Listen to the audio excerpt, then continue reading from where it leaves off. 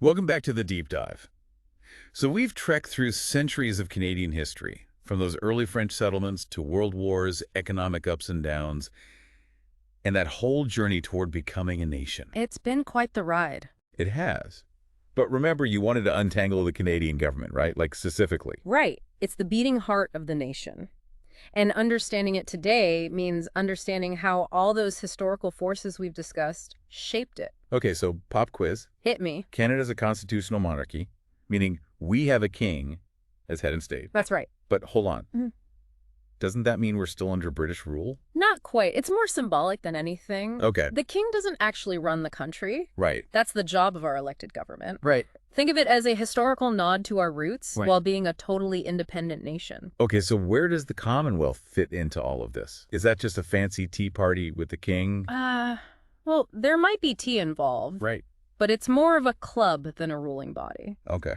The Commonwealth is this group of 54 independent countries, Wow.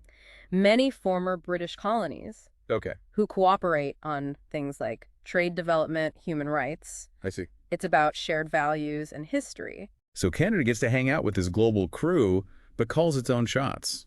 Best of both worlds, eh? Exactly. Yeah. Canada retains close ties with Britain through the monarchy and the Commonwealth, Right. but it sets its own policies both at home and on the world stage. Okay. A blend of tradition and modern independence, you could say. All right. Enough about the king. Let's talk about the people who actually run the show.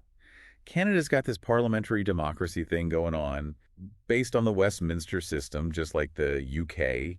But what does that mean for us regular folks? It boils down to elected representatives making decisions on our behalf. Oh. We have the House of Commons, Okay. with 338 members of Parliament, MPs. MPs each representing a specific region of Canada. These are the folks we vote for directly. And the party that wins the most seats in the House of Commons gets to form the government. Right. Their leader becomes the prime minister, Okay. essentially the head honcho. Right. And then the prime minister gets to pick their cabinet, a team of ministers responsible for things like finance, healthcare, defense, you name it. So picture this. The prime minister is the captain steering the ship, and the cabinet is the crew making sure things run smoothly. But what about the Senate? That's always seemed a bit mysterious to me. The Senate, Canada's upper house of parliament. Right. They're supposed to provide a sober second thought on laws passed by the House of Commons. Right. But here's the kicker. What's that? They're not elected. What? They're appointed by the Governor General, Okay. who acts on the advice of, you guessed it, the Prime Minister. Hold on. Appointed? That doesn't seem very democratic. It's a point of contention for sure. This unelected nature has led to loads of debate about whether the Senate is truly effective or if it needs a major overhaul. So are they like the wise elders of Canadian politics, or just a Yeah. bunch of appointees rubber stamping everything? Well, the idea is that senators are chosen for their expertise and experience, Okay. providing a check on the House of Commons. Right. They can scrutinize bills, suggest changes, sometimes even block legislation. Makes sense. But there's been talk about reforming the Senate, right? Like maybe making it elected? Absolutely.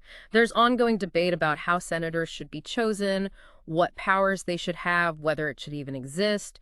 It's a tangled web, no easy answers. So we've got the king, the House of Commons, the Senate, and the prime minister with their cabinet.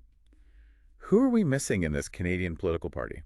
Don't forget the Judicial Branch. Oh, ready courts. They're the referees, making sure everyone plays by the rules. Okay. They interpret laws, uphold the Constitution, ensure fairness. And perched atop this judicial pyramid is the Supreme Court of Canada, right? The final word on legal matters. Exactly. They have the ultimate authority to interpret the law, Right. and their decisions are binding on all other courts. Wow. They deal with some pretty hefty issues, Yeah. including those involving the Charter of Rights and Freedoms, Right. which, if you recall from our historical journey, was a major turning point for Canada. Whoa, talk about a big responsibility. But how do these Supreme Court judges even get their jobs? Appointed, of course, by the Governor General on the advice of the Prime Minister. It's starting to feel like the Governor General is the real power player here. Yeah. Who is this mysterious figure anyway? Well, since the king doesn't live in Canada full-time, Right. the Governor General is his stand-in. Yep.